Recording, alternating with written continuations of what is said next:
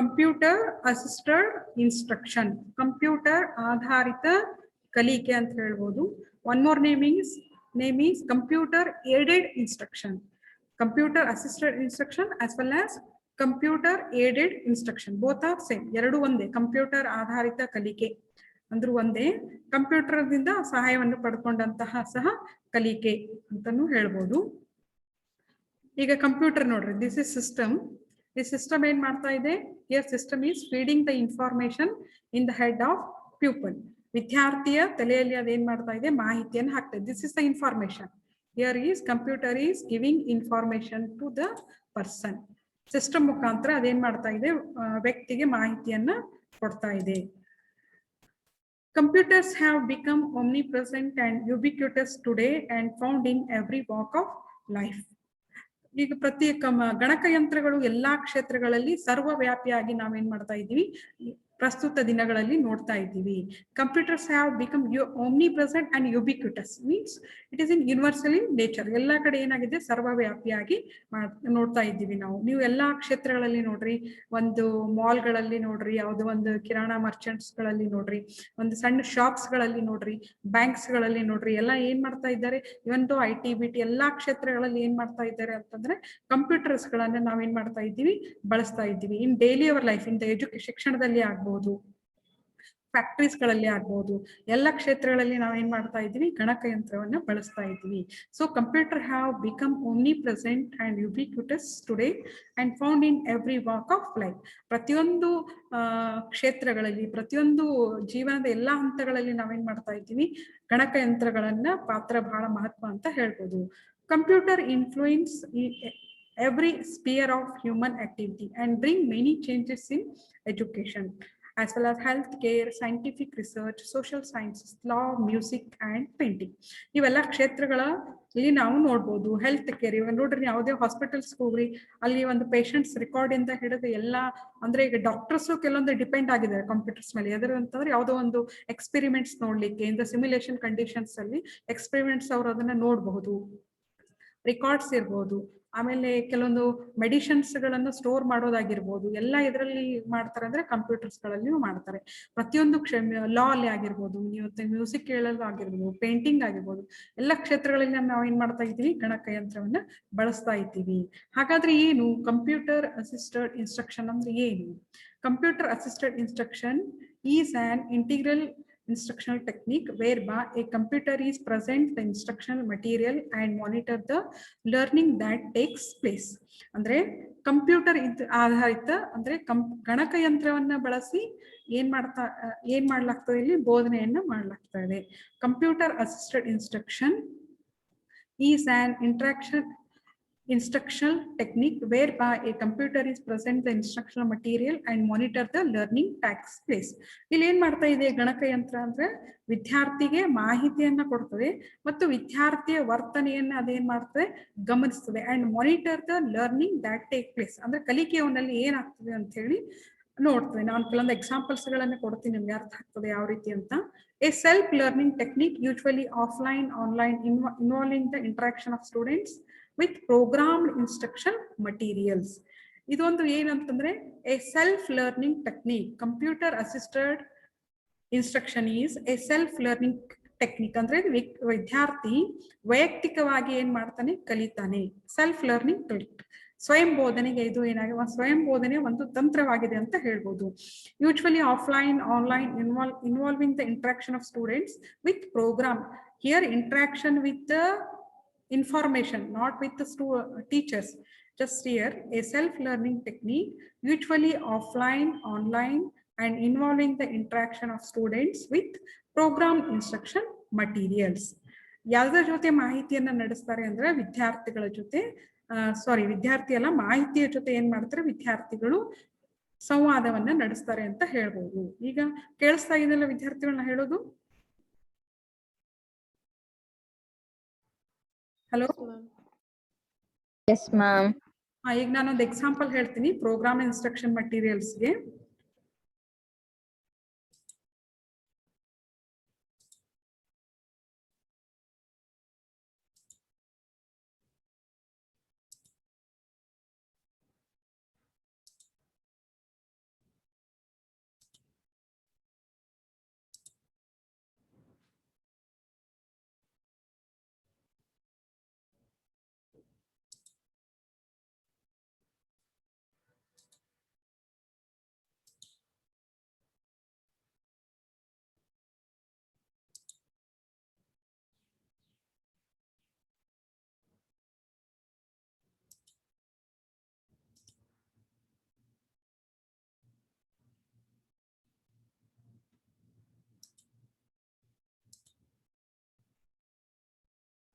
ಇಷ್ಟ ಓದಿ ಜಸ್ಟ್ ವಿದ್ಯಾರ್ಥಿಗಳನ್ನ ಇದು ಓದಿ ಯಾರಾದ್ರೂ ಓದ್ಬೋದು ಇದು ಓದಿ just read this information anybody.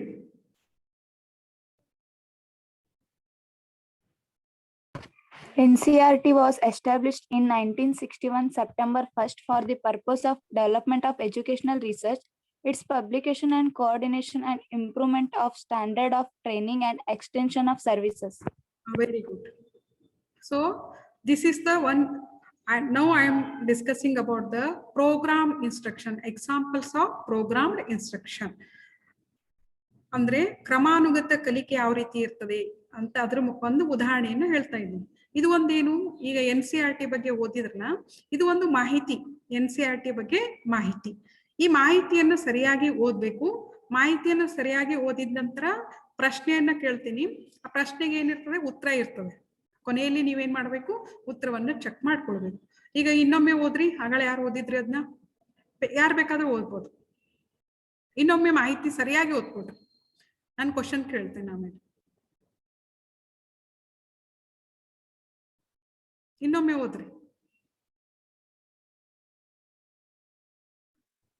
NCERT was established in 1961 September 1st for the purpose of development of educational research, its publication and coordination and improvement of standard of training and extension of services. ಯಾರು ಓದಿದ್ರಿ? ಕವಿತಾ, ನೀನ್ ಯಾರು ಓದೋರ? ಕವಿತಾನ ಓದಿದ್ದು? ಹಾ ma'am. Okay, Kavita, I will ask the question regarding this information only. Okay, read the question. What purpose NCERT has established? Will you say the answer? Development of educational research. Very good. Now we will check your answer. Read it. NCERT has established for the purpose of educational research. Okay, so this is one type programmed instruction material. Here the student in the first what he will do, he will read the information. So here just you see the information. Information is only in the 2-3 lines. Okay, then regarding this information only, they will put one question. What purpose of NCERT has established? So then the student will check his answer. If the student has not able to answer the question, means what he will do, again he will go to the information. He will read once again the information. Then afterwards he will read the question. Then he want to try to give the answer. After answering, he will check his answer. So this is the programmed instruction material.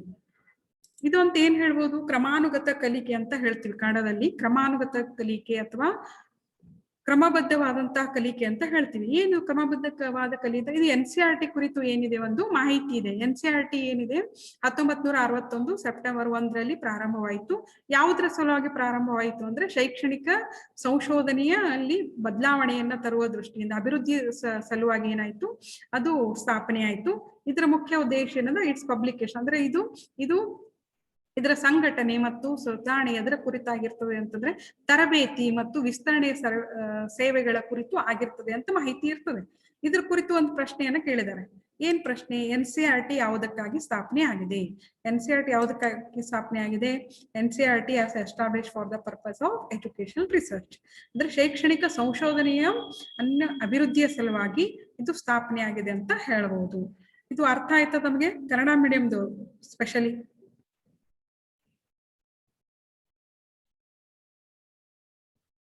Kannada medium students, English medium students ಅರ್ಥ ಆಯ್ತಾ? ಈಗ ನಿಮ್ಗೆ ಇದು instructions ಅಂದ್ರೆ ಯಾವ ರೀತಿ ಇರ್ತದೆ ಹೇಳ್ರಿ? ಮಾಹಿತಿ, ಪ್ರಶ್ನೆ, ಇದಕ್ಕೆ ಏನ್ ಹೇಳ್ತೀವಿ ನಾವು? ಆಟೋ ಇನ್ಸ್ಟ್ರಕ್ಷನ್ ಅಂತ ಹೇಳ್ತೀವಿ. ಇದು ಈ ರೀತಿ ಕಂಪ್ಯೂಟರ್ ಅಸಿಸ್ಟೆಂಟ್ ಇನ್ಸ್ಟ್ರಕ್ಷನ್ ಅಂದ್ರೆ ಈ ರೀತಿ ಏನ್ ಮಾಡಿರ್ತದೆ, ಒಂದು ಮಾಹಿತಿ ಇರ್ತದೆ, ಆಮೇಲೆ ಏನ್ ಮಾಡ್ತದೆ, ಕ್ವಶನ್ ಇರ್ತದೆ. ಇದು ಮಾಹಿತಿ, ಇದು ಕ್ವಶನ್, ದೆನ್ ಆನ್ಸರ್. ಗೊತ್ತಾಯ್ತಾ ತಮ್ಗೆ? Yes, ma'am. Okay.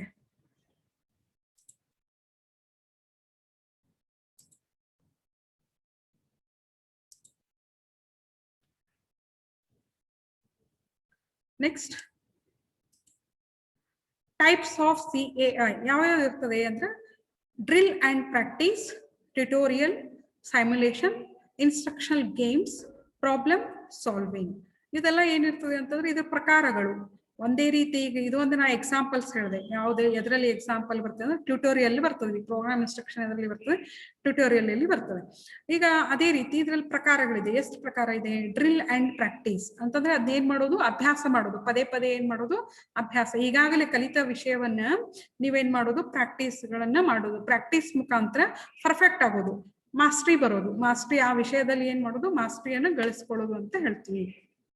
So already the student has learnt the content in the classroom situation. He want to practice that material through the computer. By practicing he want to get the mastery. ಅಂದ್ರೆ ವಿದ್ಯಾರ್ಥಿ ಏನ್ ಮಾಡ್ತಾನೆ? ಅದು ಮಾಡೋ ಮುಖಾಂತರ ವಿದ್ಯಾರ್ಥಿ ಅದರಲ್ಲಿ ಪ್ರಭುತ್ವವನ್ನ ಗಳಿಸ್ಕೊಳ್ಳಿಕ್ಕೆ ಬಯಸ್ತಾನೆ. ನೆಕ್ಸ್ಟ್ ಟ್ಯುಟೋರಿಯಲ್ ಅಂತಂದ್ರೆ ಇದು ಬೋಧನೆ ಯಾವ ರೀತಿ ಕ್ಲಾಸ್ ರೂಮ್ ಅಲ್ಲಿ ಮಾಡ್ತೀವೋ ಅದೇ ಒಂದು ಮಾದರಿಯಲ್ಲಿ ಏನಿರ್ತದೆ? ಕ್ಲಾಸ್ಗಳು ಇರ್ತದೆ ಕಂಪ್ಯೂಟರ್. ದೆನ್ ಸಿಮ್ಯುಲೇಷನ್ ಅಂದ್ರೆ ಕೃತಕ ರೂಪ. So they will show the information in the artificial conditions. ಅಂದ್ರೆ ಕೃತಕ ರೂಪದಲ್ಲಿ ಅದನ್ನೇನ್ ಮಾಡ್ತದೆ? ಮಾಹಿತಿಯನ್ನ ತೋರಿಸಲಾಗಿರ್ತದೆ. ದೆನ್ ಇನ್ಸ್ಟ್ರಕ್ಷನ್ ಗೇಮ್ಸ್, ಇದೆಲ್ಲರಿಗೆ ಬಹಳ ಪಾಪ್ಯುಲರ್ ಇರ್ಬೋದು ಇನ್ಸ್ಟ್ರಕ್ಷನಲ್ ಗೇಮ್ಸ್. ಈಗ ಮೊಬೈಲ್ ಅಲ್ಲಿ ಗೇಮ್ಸ್ ಆಡ್ತಿರಲ್ವಾ ನೀವು? ಆಡ್ತಿರೋ ಏನಿಲ್ಲ ಹೇಳಿ?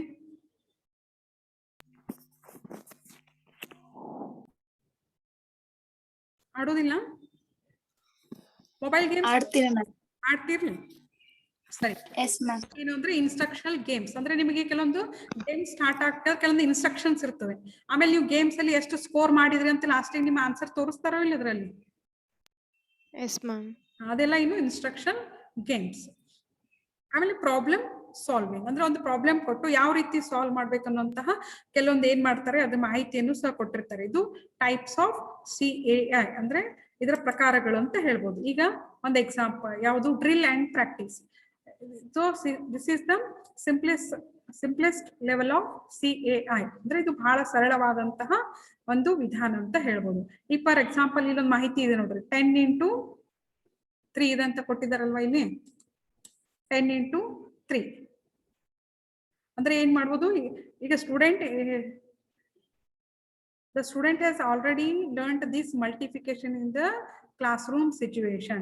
You want to practice the such content in the through computer. ಕಂಪ್ಯೂಟರ್ಗಳನ್ನ ಬಳಸಿ ಆತ ಏನ್ ಮಾಡ್ತಾನೆ? ಇದರ ಮುಖಾಂತರ ಪ್ರಾಕ್ಟೀಸ್ ಮಾಡ್ತಾನೆ. ಆಲ್ರೆಡಿ ಕಲ್ತಿರ್ತಾನೆ ಕ್ಲಾಸ್ ರೂಮ್ ಸಿಚುವೇಶನ್ಗಳಲ್ಲಿ, ಬೇರೆ ಸನ್ನಿವೇಶಗಳಲ್ಲಿ ಆತ ಕಲ್ತಿರ್ತಾನೆ.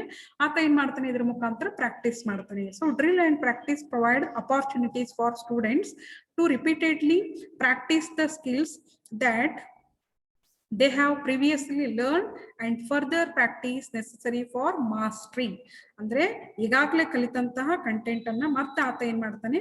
ಮಾಸ್ಟ್ರಿ ಬರುವ ಸಲುವಾಗಿ ಏನ್ ಮಾಡ್ತಾನೆ? ಹೆಚ್ಚಿನ ಪ್ರಾಕ್ಟೀಸ್ ಮುಖಾಂತರ. ಇದು ಹೆಸರೇ ಸೂಚಿಸ್ತದೆ ನೋಡ್ರಿ.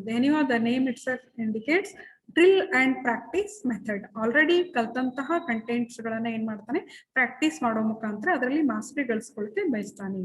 ನೆಕ್ಸ್ಟ್ ಟ್ಯುಟೋರಿಯಲ್ ಮೋಡ್ ಅಂದ್ರೆ ಯಾವ ರೀತಿ ಇರಬೇಕು? ಇದು ಟ್ಯೂಟರ್ಸ್ ಈಗಾಗಲೇ ಹೇಳಿದ್ನಲ್ಲ ನಾನು. The program tutors or teaches the students a body of knowledge by presenting information and asking questions, giving hints if students. ಅಂದ್ರೆ ಈಗಾಗಲೇ ಕೆಲವೊಂದು ಕ್ವಶನ್ಸ್ ಈಗ ನಾ ಹೇಳಿದ್ನಲ್ಲ, ಒಂದು ನಿಮಗೆ ಎಕ್ಸಾಂಪಲ್ ತೋರಿಸ್ತೇವೆ ಪ್ರೋಗ್ರಾಮ್ ಇನ್ಸ್ಟ್ರಕ್ಷನ್. ಅದೇ ರೀತಿ ಏನಿರುತ್ತೆ? ಮಾಹಿತಿಗಳು ಇರ್ತವೆ. ಆಮೇಲೆ ಕೆಲವೊಂದು ವಯಸ್ಸಲ್ಲಿಯೂ ಕೇಳ್ತಾರೆ, ಅವ್ರು ಪ್ರಶ್ನೆಗಳನ್ನ ಕೇಳ್ತಾರೆ. ಆಮೇಲೆ ಕೆಲವೊಂದು ತಕ್ಷಣ ಉತ್ತರಗಳನ್ನು ಸಹ ಇರ್ತವೆ. ರೆಡಿಮೇಡ್ ಒಂದು ಪ್ರೋಗ್ರಾಮ್ ಮಾಡಿರ್ತಾರೆ. That is in the tutorial mode. Tutorials can free the faculty members from teaching some of the routine basic material. ಕೆಲವೊಂದು ಮೂಲ ಮಾಹಿತಿಗಳನ್ನ ಕಲಿಸುವ ಸಂದರ್ಭದಲ್ಲಿ ಏನ್ ಮಾಡ್ತಾರೆ? ಟ್ಯೂಟರ್ಸ್ ಅಂದ್ರೆ ಟೀಚರ್ಸ್ ಏನ್ ಮಾಡ್ತಾರೆ? ಪ್ರೋಗ್ರಾಮ್ಸ್ ಗಳನ್ನ ರೆಡಿ ಮಾಡಿ ಕಂಪ್ಯೂಟರ್ಸ್ ಗಳಲ್ಲಿ ಅದನ್ನ ಹಾಕಿರ್ತಾರೆ. At the same time the students may find the tutorials more interesting and fun then the instructor lecture. ಅಂದ್ರೆ ಕಂಪ್ಯೂಟರ್ ಗಳನ್ನ ಬಳಸಿ ಅಂದ್ರೆ computer through multimedia the student will learn. No, so naturally it becoming the interesting to the students. ಅಂದ್ರೆ ಇಲ್ಲಿ ಹೆಚ್ಚಾಗಿ ಈಗ ಶಿಕ್ಷಕರು ಹೆಚ್ಚಾಗಿ ಬಹು ಮಾಧ್ಯಮಗಳನ್ನ ತರಗತಿಯ ಸನ್ನಿವೇಶದಲ್ಲಿ ಬಳಸ್ತಾರೆ. ಆದ್ರೆ ಟ್ಯುಟೋರಿಯಲ್ ಮೋಡ್ ಅಲ್ಲಿ ಏನಾಗಿರ್ತದೆ? ಅಲ್ಲಿ ಒಂದು ಗ್ರಾಫಿಕ್ಸ್ ಬರ್ತದೆ, ಫೋಟೋಸ್ ಬರ್ತದೆ, ಸೌಂಡ್ಸ್ ಬರ್ತದೆ, ಅನಿಮೇಷನ್ಸ್ ಇರ್ತದೆ. Naturally the student will show the interest towards the content. ವಿದ್ಯಾರ್ಥಿಗಳು ಏನ್ ಮಾಡ್ತಾರೆ? ಸ್ವಾಭಾವಿಕವಾಗಿ ಅಲ್ಲಿ ಆಸಕ್ತಿಯನ್ನ ತೋರಿಸ್ತಾರೆ.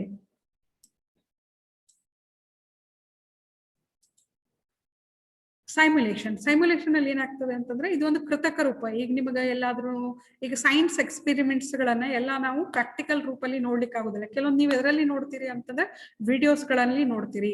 ಈಗ ಹೌದಾ, ಈಗ ಫಿಸಿಯಾಲಜಿಕಲ್ ನಿಮ್ಮೆಲ್ಲ ಫಂಕ್ಷನ್ಸ್ ಇರ್ತಾವಲ್ಲ, ಹಾರ್ಟ್ ಫಂಕ್ಷನ್ ಯಾವ ರೀತಿ ಮಾಡ್ತದೆ ಅದನ್ನ ನಾವು ಯಾವ ರೀತಿ ನೋಡ್ತೀವಿ, ಕೆಲವೊಂದು ವಿಡಿಯೋಸ್ ಗಳ ಮುಖಾಂತರ ನೋಡ್ತೀವಿ. ಅದೇ ವಿಡಿಯೋಸ್ ಅದೇನಂದ್ರೆ ಆರ್ಟಿಫಿಷಿಯಲ್ ಕಂಡೀಷನ್ಸ್ ಅಲ್ಲಿ ನೋಡ್ತೀವಿ. ಅದಕ್ಕೆ ಏನ್ ಹೇಳ್ಬೋದು, ಸೈಮ್ಯುಲೇಷನ್. ಕೃತಕ ರೂಪದಲ್ಲಿ ಎಲ್ಲಾ ವಿಷಯಗಳನ್ನ ನಾವು ನೈಸರ್ಗಿಕವಾಗಿ ನೋಡ್ಲಿಕ್ಕೆ ಆಗುದಿಲ್ಲ. ಈಗ ಒಂದು ನಮ್ಮ ದೇಹದ ವ್ಯವಸ್ಥೆ, ದೇಹದಲ್ಲಿ ಅಂಗಾಂಗಗಳು ಯಾವ ರೀತಿ ಕಾರ್ಯರೂಪದಲ್ಲಿ ಇರ್ತದೆ ಅಂತ ನೋಡ್ಲಿಕ್ಕೆ ನಾವು ಕೆಲವೊಂದು ವಿಡಿಯೋಸ್ಗಳಿರ್ತವೆ. ಸೈಮ್ಯುಲೇಷನ್ ಅಂದ್ರೆ ಕೃತಕ ರೂಪದಲ್ಲಿ ತಯಾರಾದಂತ ಹಾರ್ಟ್. ಈಗ ಫಾರ್ ಎಕ್ಸಾಂಪಲ್ ಹಾರ್ಟ್ ಯಾವ ರೀತಿ ಫಂಕ್ಷನ್ಸ್ ಮಾಡ್ತದೆ ಅದನ್ನ ನಾವು ಯಾವ ರೀತಿ ವಿಡಿಯೋಸ್ಗಳಿರ್ತದೆ. ಕಿಡ್ನಿ ಯಾವ ರೀತಿ ಫಂಕ್ಷನ್ಸ್ ಇರ್ತದೆ, ಬ್ಲಡ್ ಸರ್ಕ್ಯುಲೇಷನ್ ರಕ್ತ ಪರಿಚಲನೆ ಯಾವ ರೀತಿ ಇರ್ತದೆ, ಅದೆಲ್ಲ ನಾವು ಎದರಲ್ಲಿ ನೋಡ್ಬೋದು, ಸೈಮ್ಯುಲೇಷನ್ ಕಂಡೀಷನ್ ಕೃತಕ ರೂಪದಲ್ಲಿ ನೋಡ್ಬೋದು. ಅದೇ ರೀತಿ ಈಗ ಇಕ್ಲಿಪ್ಸ್ ಅಂತ ಹೇಳ್ತೇವೆ, ಸೋಲಾರ್ ಇಕ್ಲಿಪ್ಸ್, ಲೂನಾರ್ ಇಕ್ಲಿಪ್ಸ್ ಅಂದ್ರೆ ಸೂರ್ಯಗ್ರಹಣ ಯಾವ ಆಗ್ತದೆ, ಚಂದ್ರಗ್ರಹಣ ಯಾವ ರೀತಿ ಆಗ್ತದೆ, ಕೆಲವೊಂದು ವಿಡಿಯೋಸ್ಗಳ ಮುಖಾಂತರ ನಾವು ನೋಡ್ತೀವಿ. ಯಾಕಂದ್ರೆ ನಾವು ಡೈರೆಕ್ಟ್ ಆಗಿ ನೋಡ್ಲಿಕ್ಕೆ ಆಗುದಿಲ್ಲ, ಅದನ್ನ ಎದ್ರ ಮುಖಾಂತರ ನೋಡ್ತೀವಿ, ಸೈಮ್ಯುಲೇಷನ್ ಕಂಡೀಷನ್ ಅಂದ್ರೆ ಕೃತಕ ರೂಪದಲ್ಲಿ. ಈಗ ಅದೇ ರೀತಿ ಅರ್ತ್ ಕ್ವೇಕ್ ಅಂದ್ರೆ ಭೂಕಂಪ ಯಾವ ರೀತಿ ಆಗ್ತದೆ, ಸುನಾಮಿ ಯಾವ ರೀತಿ ಆಗ್ತದೆ, ಅದು ಎದ್ರ ಮುಖಾಂತರ ನೋಡ್ಬೋದು, ನಾವು ಈ ಒಂದು ಸೈಮ್ಯುಲೇಷನ್ ಕಂಡೀಷನ್ಸ್ ಗಳಲ್ಲಿ ನೋಡ್ಬೋದು. ಯಾಕಂತಂದ್ರೆ ಎಲ್ಲಾಗಳನ್ನ ಪ್ರಾಕ್ಟಿಕಲ್ ರೂಪದಲ್ಲಿ ನಾವು ನೋಡ್ಲಿಕ್ಕೆ ಅಂದ್ರೆ ನೈಸರ್ಗಿಕವಾಗಿ ನೋಡ್ಲಿಕ್ಕೆ ಆಗುದಿಲ್ಲ, ಅದನ್ನ ಏನ್ ಮಾಡ್ತೀವಿ ನಾವು ಕಂಪ್ಯೂಟರ್ ಮುಖಾಂತರ ನೋಡ್ತೀವಿ. ಅಂದ್ರೆ ಗೇಮ್ ಸಾಫ್ಟ್ವೇರ್ ಈಗಾಗಲೇ ನೀವು ಬಹಳ ಫ್ಯಾಮಿಲಿಯರ್ ಇರೋದು, ಮೊಬೈಲ್ ಗೇಮ್ಸ್ ಗಳನ್ನ ಆಡ್ತಾ ಇರ್ತೀರಿ. ಗೇಮ್ ಸಾಫ್ಟ್ವೇರ್ ಅಂದ್ರೆ ಸಾಫ್ಟ್ವೇರ್ ಇರ್ತದೆ, ಆಪ್ಸ್ ಇರ್ತದೆ. ಒಂದು often creates A contest to achieve the highest and either beat others or beat the computer. The extent of learning depends on the type of games of spellings ಇರ್ಬೋದು, name of place and general knowledge. ಕೆಲವೊಂದು language ಸಂಬಂಧಪಟ್ಟಂಗೂ ಕೆಲವೊಂದು games ಗಳು ಇರ್ತವೆ. ನೀವೇನ್ ಮಾಡ್ತೀರಿ, games ನಿಮಗೆ ಇದು as well as educating as well as entertaining to the students. ವಿದ್ಯಾರ್ಥಿ ಮನೋರಂಜನಾತ್ಮಕವಾಗಿರ್ತದೆ ಮತ್ತು ವಿದ್ಯಾರ್ಥಿ ಇದ್ರ ಮುಖಾಂತರ ಏನ್ ಮಾಡ್ತಾನೆ, ವಿಷಯವನ್ನು ಸಹ ಕಲಿತಾನೆ. ಟೋಟಲ್ ಆಗಿ ಇದರ ಅಡ್ವಾಂಟೇಜಸ್ ನಿಮಗೆ ಎಕ್ಸಾಮ್ಸ್ ಅಲ್ಲಿ ಕೇಳೋದಿದೆ. ಇದ್ರ ಯೂಸಸ್ ಏನು, CAI ಅಂದ್ರೆ ಕಂಪ್ಯೂಟರ್ ಆಧಾರಿತ ಬೋಧನೆಯ ಉಪಯೋಗಗಳು ಏನು ಅಂತ ಹೇಳಿ. ಅಂದ್ರೆ ಏನು ಇದರ ಉಪಯೋಗ ಅಂತಂದ್ರೆ, 1-to-1 ಇಂಟ್ರಾಕ್ಷನ್. ಇದ್ರ ಮುಖಾಂತರ ಏನ್ ಮಾಡ್ಬೋದು ನಾವು ಅಂತಂದ್ರೆ, 1-to-1 ಅಂದ್ರೆ ಈಗ ಸಿಸ್ಟಮ್ ಮುಖಾಂತರ ಒಬ್ರಿಗೆ ಏನ್ ಮಾಡ್ತದೆ, ಮಾಹಿತಿಯನ್ನ ಕೊಡ್ತದೆ ಅಂತ ಹೇಳ್ಬೋದು. 1-to-1 interaction. ಈಗ ಅಲ್ಲಿ ವ್ಯಕ್ತಿ ಇರ್ಬೇಕಂತೇನಿಲ್ಲ, instead of teacher the system will work as a teacher. ಅಂದ್ರೆ ಟೀಚರ್ ಮಾಡುವಂತಹ ಕೆಲಸವನ್ನ ಯಾವ್ದು ಮಾಡ್ತಾ ಇದೆ ಇವತ್ತು, ಯಂತ್ರಗಳು ಮಾಡ್ತಾ ಇದೆ, ಮಷಿನ್ಸ್ ಮಾಡ್ತಾ ಇದೆ. ಅದು ಏನ್ ಮಾಡುತ್ತೆ, interaction, 1-to-1 interaction. Then great motivator ಅಂದ್ರೆ ವಿದ್ಯಾರ್ಥಿಗೆ ಇದು ಏನಾಗ್ತದೆ, ಬಹಳ ಉತ್ತಮ ರೀತಿಯಲ್ಲಿ ಅಭಿಪ್ರೇರಣೆಯನ್ನ ಒದಗಿಸ್ತದೆ. ಯಾಕಂತಂದ್ರೆ ಯಾಕೆ ಅಭಿಪ್ರೇರಣೆ ಅಂತಂದ್ರೆ, instead of teachers the student will enjoying the working with the systems. ವಿದ್ಯಾರ್ಥಿಗಳು ಶಿಕ್ಷಕರ ಬದಲಾಗಿ ಇವತ್ತು, ಯಾಕಂದ್ರೆ it creates the opportunity to student to learn themselves only. That's why you can say that it is a great motivator. ಈಗ ವಿದ್ಯಾರ್ಥಿಗಳಿಗೆ ತಾವೇ ಸ್ವಯಂ ಕಲಿಯಲು ಇದೇನ್ ಮಾಡ್ತದೆ, ಅವಕಾಶವನ್ನ ನೀಡ್ತದೆ. ಅದಕ್ಕೆ ಏನ್ ಹೇಳ್ಬೋದು ಅಂತಂದ್ರೆ, ಇದೊಂದು ಉತ್ತಮ ಅಭಿಪ್ರೇರಣೆಯನ್ನ ನೀಡುವಂತಹ ಸಾಧನ ಅಂತ ಹೇಳ್ಬೋದು. ಇಲ್ಲಿ ಶಿಕ್ಷಕರ ಬದಲಾಗಿ ಸಿಸ್ಟಮ್ ಏನ್ ಮಾಡ್ತದೆ, ಅವರಿಗೆ ಅಭಿಪ್ರೇರಣೆಯನ್ನ ಒದಗಿಸ್ತದೆ. ಈಗ ಒಂದು ಕ್ವಶನ್ಸ್ ಹೇಳಿದ್ವಿ, ಕ್ವಶನ್ಗೆ ಉತ್ತರ ಹೇಳಿದ ತಕ್ಷಣ ಅದು ನಿಮಗೆ ವೆರಿ ಗುಡ್ ಅಂತ ಹೇಳ್ತದೆ, ಎಕ್ಸಲೆಂಟ್ ಅಂತ ಹೇಳ್ತದೆ. ಅವಾಗ ಏನಾಗ್ತದೆ, ನಿಮಗೊಂದು ಉತ್ತಮ ಅಭಿಪ್ರೇರಣೆ ಅಂತ ಹೇಳ್ಬೋದು, ಗ್ರೇಟ್ ಮೋಟಿವೇಟರ್. ಮತ್ತೆ ಅಲ್ಲಿ ಬರುವಂತಹ ಎಲ್ಲ ಸೌಂಡ್ಸ್ ಆಗಿರ್ಬೋದು, ನಿಮ್ಗೆ ಅಟ್ರಾಕ್ಟ್ ಗೊಳಿಸೋದು. ಅಲ್ಲಿ ಬರುವಂತಹ ಸೌಂಡ್ಸ್ಗಳು, ಅಲ್ಲಿ ಬರುವಂತಹ ಅನಿಮೇಷನ್ಸ್, ಮತ್ತೆ ಅಲ್ಲಿ ಬರುವಂತಹ ಪಿಕ್ಚರ್ಸ್ ಗಳಾಗಿರ್ಬೋದು, ಗ್ರಾಫಿಕ್ಸ್ ಆಗಿರ್ಬೋದು, ಇವೆಲ್ಲ ಏನ್ ಮಾಡ್ಬೋದು ಅಂದ್ರೆ ವಿದ್ಯಾರ್ಥಿ ಅಟ್ರಾಕ್ಟ್ ಗೊಳಿಸ್ತವೆ. ಅದಕ್ಕೆ ಏನ್ ಹೇಳ್ಬೋದು, ಅವೆಲ್ಲಾ ಕಂಡೀಷನ್ಸ್ ಗಳನ್ನ ನೋಡ್ಲಾಗಿ ಇದನ್ನೇನ್ ಹೇಳ್ತೀವಿ ಅಂದ್ರೆ ನಾವು ಗ್ರೇಟ್ ಮೋಟಿವೇಟರ್ ಅಂತ ಹೇಳ್ತೀವಿ. Then freedom to experiment with different options. ಅಲ್ಲಿ ಏನಿರ್ತದೆ, ವಿದ್ಯಾರ್ಥಿ ಫ್ರೀಡಮ್ ಇರ್ತದೆ, ಬೇರೆ ಬೇರೆ ಆಪ್ಷನ್ಸ್ ಗಳ ಮುಖಾಂತರ ಅಲ್ಲಿ ಏನ್ ಮಾಡ್ತಾನೆ, ವಿದ್ಯಾರ್ಥಿ ಪ್ರಾಯೋಗಿಕವಾಗಿ ವಿಷಯಗಳನ್ನ ಕಲಿತಾನೆ ಅಂತ ಹೇಳ್ಬೋದು. Then instantaneous response, immediate feedback to answer elicited. ಈಗಾಗಲೇ ನಾನು ಪ್ರೋಗ್ರಾಮ್ ಇನ್ಸ್ಟ್ರಕ್ಷನ್ ನಲ್ಲಿ ಹೇಳಿದೆ, ಇಮಿಡಿಯೇಟ್ ಆಗಿ ಆನ್ಸರ್ ಬಂತು. ಈಗ NCERTದು ಒಂದು ಮಾಹಿತಿ ಓದಿದ್ರಿ, ಮಾಹಿತಿ ನಂತರ ಪ್ರಶ್ನೆಗಳು ಇತ್ತು, ಆ ಪ್ರಶ್ನೆಯ ನಂತರ ಅದೇನ್ ಮಾಡಿದ್ರಿ ನೀವು, ಅಲ್ಲಿ ಉತ್ತರನೂ ಇತ್ತು. ಅಂದ್ರೆ ನಿಮ್ಗೆ ಏನ್ ಇನ್ಸ್ಟೆಂಟ್ ಆಗಿ ಅಂದ್ರೆ ಅತಿ ವೇಗವಾಗಿ ಅದೇನ್ ಮಾಡ್ತದೆ, ನಿಮಗೆ ಮಾಹಿತಿಯನ್ನ ಪುನರ್ಬಲ ಅಂದ್ರೆ ನಿಮಗೆ ಮಾಹಿತಿ ಕೊಡ್ತದೆ, ನೀವು ಉತ್ತರ ಸರಿ ಕೊಟ್ಟಿದ್ದೀರೋ ಅಥವಾ ಉತ್ತರ ತಪ್ಪು ಕೊಟ್ಟಿದ್ದೀರೋ ಅಂತ ಅದೇನ್ ಮಾಡ್ತದೆ, ನಿಮಗೆ ಮಾಹಿತಿಯನ್ನ ಕೊಡ್ತದೆ. Then self pacing allow student to proceed at their own, ಅಂದ್ರೆ ವಿದ್ಯಾರ್ಥಿಗಳು ತಾವೇ, ಯಾಕಂದ್ರೆ ಈಗಾಗಲೇ ಹೇಳಿದೆ ಇದು here system will provide the opportunity to student to learn themselves, ಅಂದ್ರೆ ವೈಯಕ್ತಿಕವಾಗಿ ವಿದ್ಯಾರ್ಥಿ ತಾನೇ ಕಲಿಸುವ ಫ್ರೀಡಮ್ ಇರ್ತದೆ ವಿದ್ಯಾರ್ಥಿ. ಸೆಲ್ಫ್ ಫೇಸಿಂಗ್ ಅಂತಂದ್ರೆ ಈಗಾಗಲೇ ನಾ ಪ್ರೋಗ್ರಾಮಿಂಗ್ ಇನ್ಸ್ಟ್ರಕ್ಷನ್ ನಿಮಗೆ ಒಂದು ಎಕ್ಸಾಂಪಲ್ಸ್ ಕೊಟ್ಟೆ. ಅಲ್ಲಿ ಕೊಟ್ಟಿದಾಗ ಒಬ್ಬ ವಿದ್ಯಾರ್ಥಿ, ಈಗ ಕವಿತಾ ಅವರು ಅದನ್ನು ಓದಿದ್ರು, ಓದ್ ನಂತರ ಆಮೇಲೆ ಅದಕ್ಕೆ ಪ್ರಶ್ನೆಯನ್ನು ಓದಿದ್ರು, ಆಮೇಲೆ ಉತ್ತರ ತಕ್ಷಣ ಹೇಳಿದ್ರು. ಅವ್ರು ಉತ್ತರ ಕೆಲವೊಮ್ಮೆ ಕವಿತಾ ಹೇಳಲು ಸಾಧ್ಯವಾಗ್ತಾ ಇದ್ದಾಗ ಮತ್ತೆ ಅವರು ಟೈಮ್ ತಗೊಳ್ಬಹುದು, ಮತ್ತೆ ಮಾಹಿತಿ ಓದ್ಬೇಕು, ಮತ್ತೆ ಪ್ರಶ್ನೆ ಓದ್ಬೇಕು, ಪ್ರಶ್ನೆ ಓದ್ ನಂತರ ಮತ್ತೆ ಉತ್ತರ ಹೇಳ್ಬೇಕು, ಉತ್ತರ ಸರಿ ಇದೆ ಇಲ್ಲ ಅಂತ ನೋಡ್ಬೇಕು. ಇಲ್ಲಿ ಏನಾಗ್ತದೆ ಅಂತಂದ್ರೆ ಪ್ರತಿಯೊಬ್ರು ತಮ್ಮ ಬೇರೆ ಬೇರೆ ಟೈಮ್ಸ್ ಗಳಲ್ಲಿ, ಅಂದ್ರೆ ಒಬ್ಬ 10 ನಿಮಿಷ ತಗೊಳ್ಬಹುದು, ಒಬ್ಬ 4 ನಿಮಿಷ ತಗೊಳ್ಬಹುದು, ಒಬ್ಬ ಇಮಿಡಿಯೇಟ್ ಆಗಿ ಕೊಡ್ಬೋದು. ಅಂದ್ರೆ ಪ್ರತಿಯೊಬ್ಬರಿಗೆ ತನ್ನದೇ ಆದಂತಹ ಸಮಯದಲ್ಲಿ ಕಲಿಯುವಂತಹ ಅವಕಾಶವನ್ನ ಇದು ನೀಡ್ತದೆ. ಸೆಲ್ಫ್ ಫೇಸಿಂಗ್ ಅಂದ್ರೆ allow student to proceed at their own, ಅಂದ್ರೆ ನೀವು ಎಷ್ಟು ಟೈಮ್ ತಗೊಳ್ತೀರಿ, ಒಬ್ಬ ಹುಡುಗರ 10 ಮಿನಿಟ್ಸ್ ತಗೊಳ್ಬಹುದು, ಸೇಮ್ ಪ್ರೊಸೆಸ್ಗೆ 10 ಮಿನಿಟ್ಸ್, ಒಬ್ಬ 2 ಮಿನಿಟ್ಸ್ ಅಲ್ಲಿ ಅದನ್ನ ಹ್ಯಾಂಡಲ್ ಮಾಡ್ಬೋದು. ಸೆಲ್ಫ್ ಫೇಸ್ ಅಂದ್ರೆ ಅವರವರ ಇದಕ್ಕೆ ಅನುಗುಣವಾಗಿ ಏನ್ ಮಾಡ್ತಾರೆ, ಸಮಯವನ್ನ ಅವರು ತಗೊಳ್ತಾರೆ. Then helps teacher can devote more time to individual students, ಅಂದ್ರೆ ಶಿಕ್ಷಕರಿಗೂ ಸಹ ವೈಯಕ್ತಿಕವಾದಂತಹ ಗಮನ ನೀಡಲಿಕ್ಕೆ ಸಾಧ್ಯ ಆಗ್ತದೆ. So these are the advantages of CAI, ಅಂದ್ರೆ ಕಂಪ್ಯೂಟರ್ ಅಸಿಸ್ಟೆಡ್ ಇನ್ಸ್ಟ್ರಕ್ಷನ್, ಕಂಪ್ಯೂಟರ್ ಆಧಾರಿತ ಕಲಿಕೆಯ ಉಪಯೋಗಗಳು. ಈಗ ನಿಮಗೆ ಗೊತ್ತಾಯ್ತು meaning of concept of CAI, then meaning of CAI, then types of CAI, then advantages of CAI. ಇದರಲ್ಲಿ ಏನಾದರೂ ಕನ್ಫ್ಯೂಷನ್ ಇದೆ ನಮಗೆ?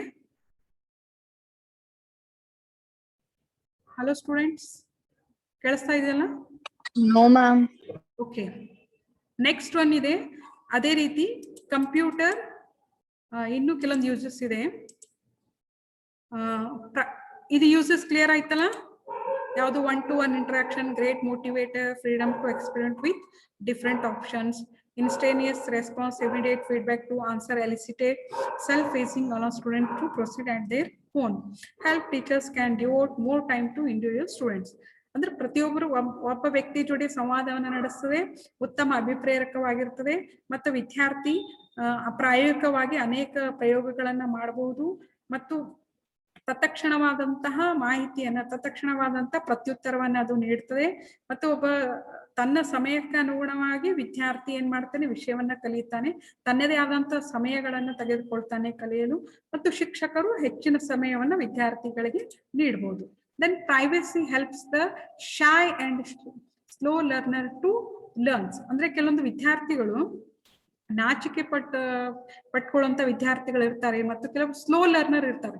ಅವ್ರಿಗೆ ಲರ್ನಿಂಗ್ ಏನಾಗಿರ್ತದೆ, ಸ್ಲೋ ಆಗಿರ್ತದೆ. ಅವ್ರು ಏನ್ ಮಾಡ್ತಾರೆ, ಎದ್ರ ಮುಖಾಂತರ ಕಲಿತಾರೆ ಅಂತಂದ್ರೆ ಇದನ್ನ ಪ್ರೈವೇಸಿ ಸಿಗ್ತದೆ. ಇದ್ರ ಮುಖಾಂತರ CAI ಮುಖಾಂತರ ವಿದ್ಯಾರ್ಥಿ ಪ್ರೈವೇಸಿ ಸಿಗೋದ್ರಿಂದ ಅವ್ರ ವಿದ್ಯಾರ್ಥಿ ಇದ್ರ ಮುಖಾಂತರ ಕಲಿಬಹುದು. Privacy helps the shy and slow learners to learns. ಈಗ ತರಗತಿಯಲ್ಲಿ ವಿದ್ಯಾರ್ಥಿಗಳು ಕೆಲವೊಂದು ನಾಚಿಕೆ ಪಟ್ಟುಕೊಳ್ಳುವಂತ ವಿದ್ಯಾರ್ಥಿಗಳು ಇರ್ತಾರೆ, slow learner, educationally backward childrens ಇರ್ತಾರೆ. ಅವ್ರಿಗೆ ಏನಾಗ್ತದೆ, ಇದು CAI computer assistant instruction help ಆಗ್ತದೆ. ದೆನ್ ಇಂಡಿವಿಜುವಲ್ ಅಟೆನ್ಷನ್, ಅಂದ್ರೆ ವೈಯಕ್ತಿಕವಾಗಿ ಅವ್ರಿಗೆ ವಿದ್ಯಾರ್ಥಿ ಗಮನವನ್ನ ನೀಡಬಹುದು. Then learn more and more rapidly, ಇದರ ಮುಖಾಂತರ ನಾವೇನ್ ಮಾಡ್ಬೋದು, ಅತಿ ವೇಗವಾಗಿ ವಿಷಯಗಳನ್ನ ಕಲಿಯಬಹುದು. Learn more and more rapidly, ಅತಿ ವೇಗವಾಗಿ ವಿಷಯಗಳನ್ನ ಕಲಿಲಿಕ್ಕೆ ಸಾಧ್ಯ ಆಗ್ತದೆ.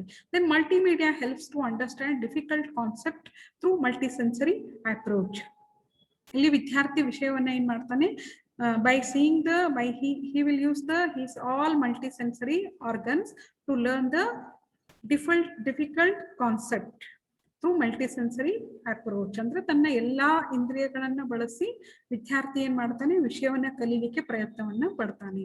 ಅದು ವಿದ್ಯಾರ್ಥಿ ಈ ರೀತಿ ಆಗಿದ್ರೆ ವಿದ್ಯಾರ್ಥಿಗೆ ಅದು ಏನಾಗ್ತದೆ, ಹೆಚ್ಚಿನ ಒಂದು ಅನುಕೂಲ ಆಗ್ತದೆ ಅಂತ ಹೇಳ್ಬೋದು. Then self directed learning, student can decide when, where and what to learn. ಇಲ್ಲಿ ವಿದ್ಯಾರ್ಥಿ ನಿರ್ಧರಿಸ್ತಾನೆ ತಾನು ಯಾವಾಗ, ಯಾಕಂದ್ರೆ ಸಿಸ್ಟಮೇ ಅವನ ಹತ್ರ ಇರೋದ್ರಿಂದ ಅವನಿಗೆ ಇದೇ ಸಮಯ ಅಂತ ಫಿಕ್ಸ್ ಇರೋದಿಲ್ಲ. ಆತ ನಿರ್ಧಾರ ಮಾಡ್ತಾನೆ ಯಾವಾಗ ಕಲಿಬೇಕು, ಎಲ್ಲಿ ಕಲಿಬೇಕು, ಮತ್ತೆ ಯಾವ ರೀತಿ ಕಲಿಬೇಕಂತ ವಿದ್ಯಾರ್ಥಿ. Because it is A self directed learning, ಅಂದ್ರೆ ವಿದ್ಯಾರ್ಥಿನಿ ಸ್ವಯಂ ನಿರ್ದೇಶಿತವಾದಂತ ಕಲಿಕೆ. ತಾನೇ ವಿದ್ಯಾರ್ಥಿ ಏನ್ ಮಾಡ್ತಾನೆ ಇದನ್ನ ಡಿಸೈಡ್ ಮಾಡ್ತಾನೆ ಯಾವಾಗ ಕಲಿಬೇಕು, ಹೇಗ್ ಕಲಿಬೇಕು ಅಂತ ಹೇಳ್ಬೋದು. ಇದ್ರ ಲಿಮಿಟೇಷನ್ಸ್ ಇದೆ, ನಿಮಗೆ ಇರ್ಲಿ ಮಾಹಿತಿ ಇರ್ಲಿ. ಲಿಮಿಟೇಷನ್ ಅಂದ್ರೆ ಇದ್ರ ಅವಗುಣಗಳು ಅಂತ ಹೇಳ್ಬೋದು. may feel overwhelmed by the information and resources available. So ಈಗ ಕಂಪ್ಯೂಟರ್ ಅಲ್ಲಿ ಏನಾಗ್ತದೆ, ಕಂಪ್ಯೂಟರ್ ಅಂದ್ರೆ ನಥಿಂಗ್ ಬಟ್ ವೆಬ್ ಅಂತ ತಿಳ್ಕೊಡ್ರಿ, ಇಂಟರ್ನೆಟ್ ಅಂತ ತಿಳ್ಕೊರಿ. ಅಲ್ಲಿ ಏನಾಗಿರ್ತದೆ, there is so many the information is very excess in the nature. ಅಲ್ಲಿ ಬಹಳಷ್ಟು ಮಾಹಿತಿ ಇರೋದ್ರಿಂದ sometimes the student will get the confusion which material has to download. ಕೆಲವು ಎಲ್ಲಾ ಮಾಹಿತಿಗಳು ಇರೋದ್ರಿಂದ ಯಾವ್ದು ನಾವು ಮಾಹಿತಿಯನ್ನ ನೋಡ್ಬೇಕು ಅಂತ ಕೆಲವೊಂದು ಕನ್ಫ್ಯೂಷನ್ಸ್ ಅಲ್ಲಿ ಇರ್ತಾರೆ. So may feel overwhelmed by the information and resources available. ಅಂದ್ರೆ ವಿದ್ಯಾರ್ಥಿಗೆ ಹೆಚ್ಚಿನ ಮಾಹಿತಿಗಳು ಇರೋದ್ರಿಂದ ಅತ್ತ ಕನ್ಫ್ಯೂಷನ್ ಇರ್ತಾನೆ ಯಾವ್ದು ಮಾಹಿತಿಯನ್ನ ತಗೊಳ್ಬೇಕು ಅಂತ ಹೇಳಿ. ಇದು ಆಗುವಂತಹ ಸಾಧ್ಯತೆಗಳು ಇರ್ತದೆ. Then over uses of multimedia may diverse attention from the content. ವಿದ್ಯಾರ್ಥಿಗೆ ಏನಾಗ್ತದೆ ಅಂತಂದ್ರೆ ಅವನ್ನ ನೋಡುವಂತ ಸಂದರ್ಭದಲ್ಲಿ he can pay the attention towards to different content. ಆ ನೋಡುವಂತ ಸಂದರ್ಭದಲ್ಲಿ ಆತ ಏನ್ ಮಾಡ್ಬೋದು, ಬೇರೆ ಬೇರೆ ಮಾಹಿತಿಗಳನ್ನು ಸಹ ನೋಡ್ಬೋದು. Here learning becomes too mechanical. ಇಲ್ಲೇನಾಗ್ಬೋದು ಅಂದ್ರೆ ವಿದ್ಯಾರ್ಥಿ here learning through systems, learning will not become natural. So rather than the natural, it becomes the very mechanical. ಇಲ್ಲಿ ವಿದ್ಯಾರ್ಥಿ ನೈಸರ್ಗಿಕವಾಗಿ ಕಲಿಯೋಕ್ಕಿಂತನೂ ಯಾವ ರೀತಿ ಕಲಿತಾನೆ ಅಂತಂದ್ರೆ ಬಹಳ ಮೆಕ್ಯಾನಿಕಲ್ ಆಗಿ ವಿದ್ಯಾರ್ಥಿ ವಿಷಯಗಳನ್ನ ತಗೊಳ್ತಾನೆ. Then non availability of good CA packages. ಅದನ್ನ ರೆಡಿ ಮಾಡ್ಬೇಕಾಗ್ತದೆ. ಪ್ಯಾಕೇಜಸ್ ಎಲ್ಲ ಸಿಸ್ಟಮ್ಸ್ ಗಳಲ್ಲಿ ಇರೋದಿಲ್ಲ, ಕೆಲವು ಸಾಫ್ಟ್ವೇರ್ ಗಳ ಮುಖಾಂತರ ಏನ್ ಮಾಡ್ತಾರೆ ಅದನ್ನ ರೆಡಿ ಮಾಡ್ತಾರೆ. ಸೊ ಅದೆಲ್ಲ ಏನ್ ಹೇಳ್ಬೋದು, ನಾನ್ ಅವೈಲೇಬಿಲಿಟಿ ಅಂದ್ರೆ ವಿದ್ಯಾರ್ಥಿಗೆ ಏನಿಲ್ಲ, ಅದು ಅವೈಲೇಬಿಲಿಟಿ ಇಲ್ಲ. Non availability of good CA packs. Then lack of infrastructure. ಈಗ ಕಂಪ್ಯೂಟರ್ಗೆ ನೆಟ್ಗೆ ಎಲ್ಲ ವೈಫೈ ಬೇಕಾಗ್ತದೆ, ಎಲ್ಲ ಸಿಸ್ಟಮ್ಸ್ ಇಂಟರ್ನೆಟ್ ಬೇಕಾಗ್ತದೆ. ಸೊ ಅದೆಲ್ಲ ಸಿಸ್ಟಮ್ಸ್ ಮತ್ತೆ ಮೇಂಟೆನೆನ್ಸ್ ಬೇಕಾಗ್ತದೆ. ಕಂಪ್ಯೂಟರ್ ತಂದ್ರೆ ಅದಕ್ಕೆ ಸಿಸ್ಟಮ್ ಅಷ್ಟೇ, ಅದನ್ನ ನಾವು ಯಾವ ರೀತಿ ಅದನ್ನ ಯೂಸ್ ಮಾಡ್ತೀವಿ ಮತ್ತೆ ಪ್ಲಸ್ ಏನಾಗ್ತದೆ, ದೇ ನೀಡ್ ದ ಮೇಂಟೆನೆನ್ಸ್, ಅದು ನಿರ್ವಹಣೆ ಬೇಕಾಗ್ತದೆ. ಎಲ್ಲಾ ವಿಷಯಗಳನ್ನು ನೋಡ್ಲಾಗಿ ಏನಾಗ್ತದೆ, ಇನ್ಫ್ರಾಸ್ಟ್ರಕ್ಚರ್ ಏನಾಗ್ತದೆ, ಲ್ಯಾಕ್ ಆಫ್ ಇನ್ಫ್ರಾಸ್ಟ್ರಕ್ಚರ್. ಅಲ್ಲಿ ಒಂದು ಕೊರತೆ ಇರ್ತದೆ, ಅಲ್ಲಿ ಒಂದು ಏನ್ ಹೇಳ್ಬೋದು, ಕಟ್ಟಡದ ಕೊರತೆ, ಆ ಒಂದು ವ್ಯವಸ್ಥೆ ಏನಾಗಿರುತ್ತೆ, ಕೊರತೆ ಅಂತ ಹೇಳ್ಬೋದು. So limitations of CAI. ಅದೇ ರೀತಿ ನಿಮ್ಗೆ ಇನ್ನೊಂದು ಬರ್ತದೆ, ಯಾವುದು ಅಂದ್ರೆ ಕಂಪ್ಯೂಟರ್ ಮ್ಯಾನೇಜ್ಡ್ ಇನ್ಸ್ಟ್ರಕ್ಷನ್ಸ್ ಅಂತ ಬರ್ತದೆ. ಅದು ಹೇಳೋಣ ಅಂತ ಅನ್ಕೊಂಡೆ, ಯಾಕಂದ್ರೆ ಈಗ ಟೈಮ್ ನೋಡ್ಲಾಗಿ ಜಸ್ಟ್ ಒಂದು 7 minutes ಇದೆ, ಇದನ್ನ ನೋಡ್ಬಿಡೋಣ ಈಗ.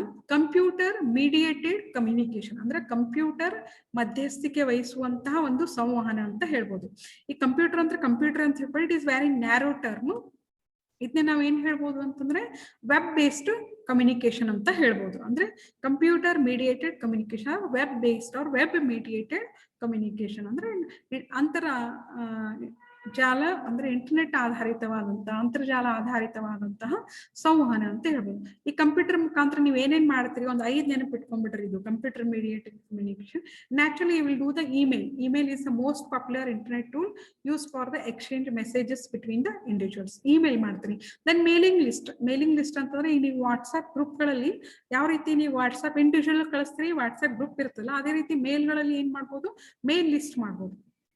Mail ಅಂದ್ರೆ it uses to enable communication among the groups of people, individual, and send emails to list email address and receive a copy of all emails sent to that address. ಯಾವುದಕ್ಕೆ ನಾವು ಕಳಿಸಿರ್ತೀವಿ ಅದನ್ನ, ಈಗ WhatsApp individual ಮಾಡ್ತೀರಿ, groups ಅಲ್ಲಿ ಮಾಡ್ತೀರಿ, group ಅಲ್ಲಿ message ಮಾಡ್ತೀರಿ, ಅದೆಲ್ಲ ಏನಿರ್ತದೆ ಅಂದ್ರೆ mailing list.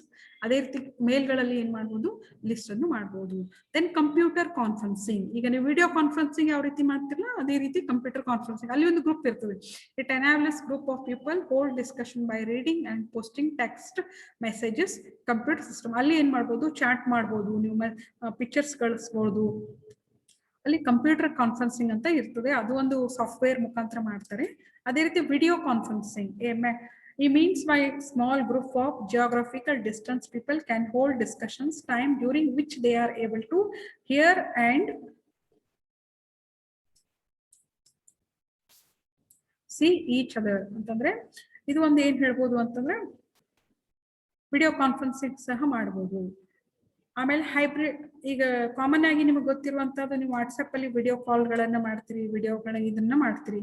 Then hybrid system ಅಂದಾಗ system such as web board, combined threaded discussion list, IRC, email list allowing users to switch between the people depending on the nature of discussion. It also offer facility to share documents and images. ಅಂತಂದ್ರೆ video conference ಅಲ್ಲಿ ನೀವೇನ್ ಮಾಡ್ತೀರಿ, direct ಆಗಿ ನೀವು face to face contact ಮಾಡ್ತೀರಿ, ನಿಮ್ಮ sounds ಕೇಳಿಸ್ತದೆ, ನೀವು ಅಲ್ಲಿ ಆಕ್ಚುಲ್ ಆಗಿ ಮಾತಾಡ್ತೀರಿ.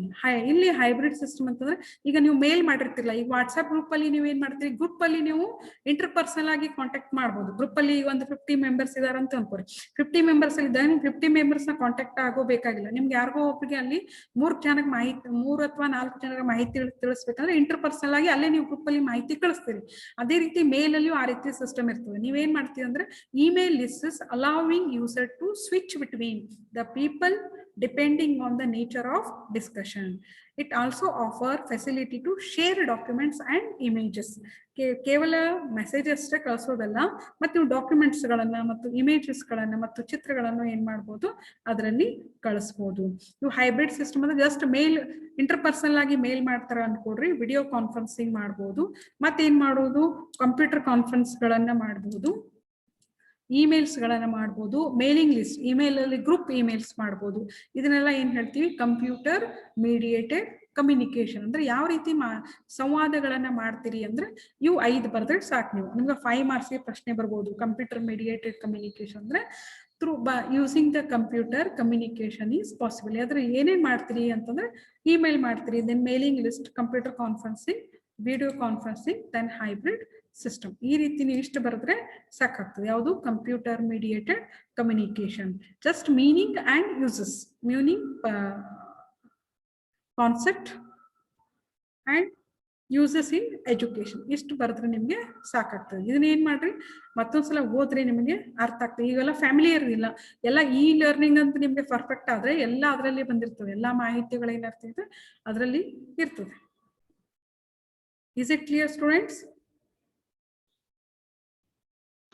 Yes, ma'am. Okay. Today we have completed computer assisted instruction as well as the computer mediated communication. ಇವತ್ತು ನಾವು 2 ನೋಡಿದ್ವಿ. ಯಾವುದು ಅಂತಾರೆ, ಕಂಪ್ಯೂಟರ್ ಆಧಾರಿತ ಕಲಿಕೆ ಮತ್ತು ಕಂಪ್ಯೂಟರ್ ಮಧ್ಯಸ್ಥಿಕೆ ವಹಿಸುವಂತಹ ಒಂದು ಸಂವಹನ, ಕಂಪ್ಯೂಟರ್ ಮೀಡಿಯೇಟೆಡ್ ಕಮ್ಯುನಿಕೇಶನ್. ನಿಮಗೆ 5 ಅಂಕಗಳಿಗೆ ಪ್ರಶ್ನೆ ಬರ್ತದೆ. ಇದನ್ನೇ ಯೂಸಸ್ ಮತ್ತೆ ಇದು ಮೀನಿಂಗ್ ಮತ್ತೆ ಯೂಸಸ್ ಬರೆದ್ರೆ ಸಾಕಾಗ್ತದೆ. ಜಸ್ಟ್ ಒಮ್ಮೆ ಮತ್ತೆ ನಾ ವಿಡಿಯೋ ಹಾಕಿರ್ತೀನಿ ಗ್ರೂಪ್ ಅಲ್ಲಿ, ಅದನ್ನ ನೋಡಿ ನೀವು ನೋಟ್ಸ್ ಗಳನ್ನು ಸಹ ಮಾಡ್ಕೋಬಹುದು. Okay, just go through once again the video which ever I will upload in the group. Okay, students. Thank you. Thank you, ma'am. Thank you.